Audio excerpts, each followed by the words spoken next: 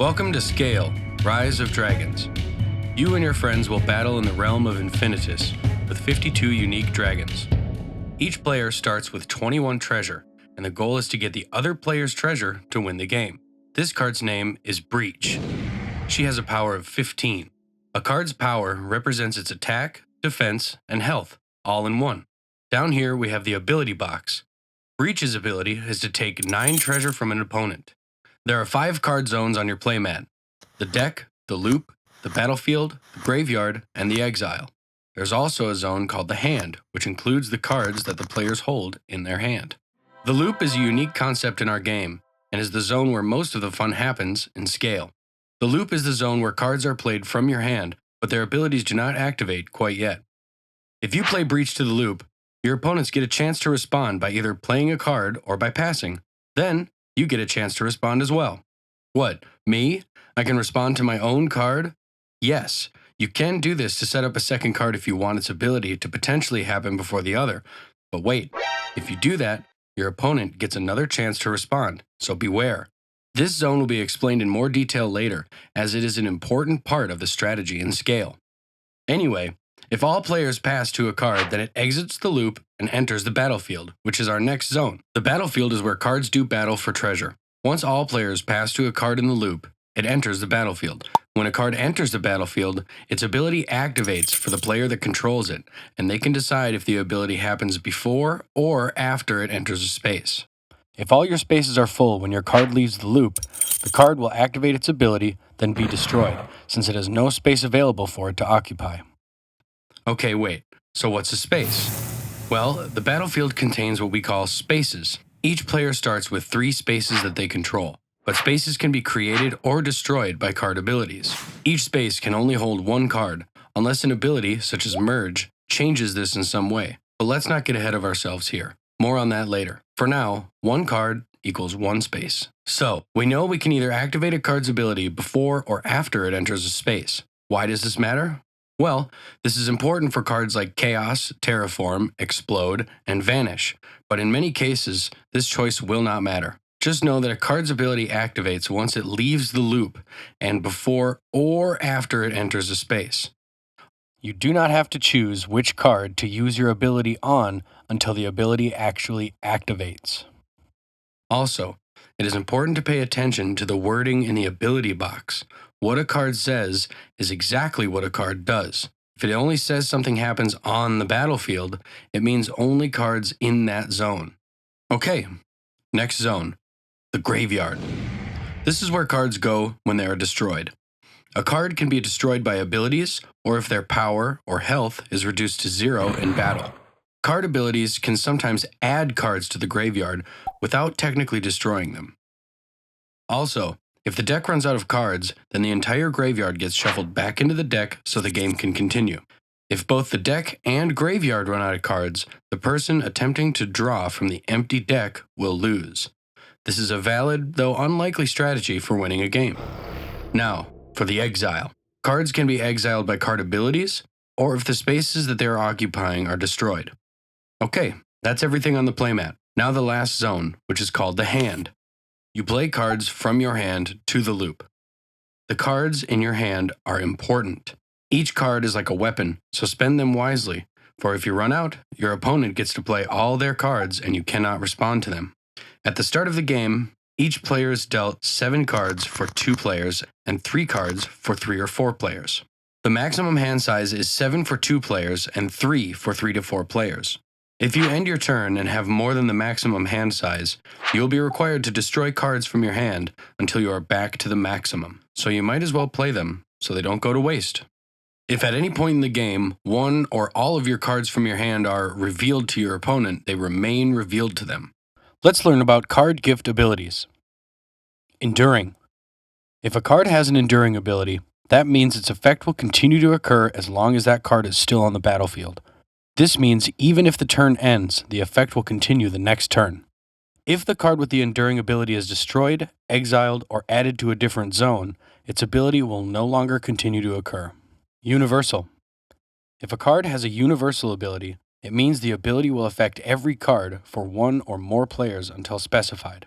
If the ability simply says all cards, it means it affects every card in the game for all players. If it specifies a player or gives you a choice, then it will only affect that player. Ancient. If a card is an ancient, it has the ability to always make space for itself on the battlefield. So if your spaces are all filled with cards already, you have the ability to move one of those cards to the bottom of the deck as the ancient enters the battlefield. Merge. If a card has the merge ability, it will combine 2 or more cards into a single card. This new card will have all of the names, abilities, and powers of its original components. For example, if you use Symbiosis to combine Alpha and Shade, you will make Alpha Shade, a card with 38 total power and 2 enduring abilities. The other abilities don't matter in this example, because Symbiosis does not allow you to reactivate the abilities, but the enduring abilities will still apply since the card is still on the battlefield. This new merged card will be considered one card for all purposes while it is still on the battlefield. For example, if you use Bounce to add the card to your hand, you then get both of the physical cards to your hand, and since it's no longer in play, they become 2 separate cards for you to play from your hand whenever you'd like. Oh wow, cool combo, huh? Okay, now that we've learned about the cards and the zones in the game of Scale, let's learn about turn flow. The game of Scale is broken down into 7 phases. 2 turn flow cards are included to help you keep track of what phase you're in and have small bits of info to help you remember what happens in each phase. Okay, first off, the refresh phase. No cards can be played during this phase. During your refresh phase, you will refresh all of your exhausted cards, then draw 1 card from the deck.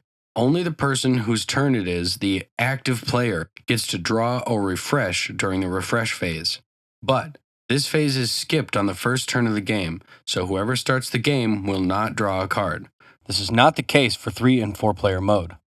Please watch our 3 and 4 player tutorial to learn more. Main phase. There is no attacking or defending. Players take turns playing the cards to the loop.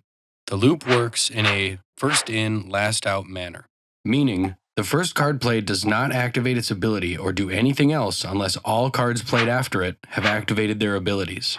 When you play a card to the loop, all players must respond to it either by playing a card or passing. If all players pass on a card in the loop, the card then exits the loop, moves to the battlefield, and activates its ability. This phase ends when the loop is empty, and then both players pass. Attack phase. No cards can be played during this phase. The active player, whichever player's turn it is, can declare attackers during this phase if they have cards on the battlefield. The other player can do nothing during this phase. If attackers are declared, they become exhausted. An exhausted card will not be able to defend until it has been refreshed. If no attackers are declared, the turn moves to end phase. Defend phase. No cards can be played during this phase. The active player, or attacker, does nothing during this phase. The defending player can now declare defenders to defend themselves from the active player's attackers. The defender may assign multiple defenders to a single attacker, but a single defender cannot defend from multiple attackers. Reaction phase. Cards can be played to the loop during this phase. The active player begins with priority to play or pass. Any cards played during this phase do not become attackers or defenders, since all attacks and defenses have already been declared. If an attacker is somehow removed or taken control of during this phase, the attack is stopped and does not do any damage. However, if a defender is removed or taken control of, the defense still occurs and the damage will not be calculated. Damage phase. No cards can be played during this phase. This is the phase where damage is calculated. Attackers and defenders will deal damage at the same time. The damage they deal is equal to their power number. If they receive damage equal to or greater than their power, they will be destroyed. If an attack is not defended, the attack will take treasure equal to the attacker's power. When multiple cards defend an attacker, the attacking player chooses the order in which the defenders receive damage. For a more in-depth look at the combat specifics, please check out our combat tutorial or some of the examples on page 15 of the rulebook. End phase. No cards can be played during this phase. The active player destroys their hand down to 7 cards in 2-player mode, or 3 cards in 3 or 4-player mode. All card health, or power, is restored, meaning you don't keep track of damage taken or dealt during damage phase. It just gets wiped clean at the end of the turn if the card wasn't destroyed. Any abilities that lasted until end of turn or this turn will now end, and it will move to refresh phase for the next player. Okay, that's everything we need to know to get started, so let's play.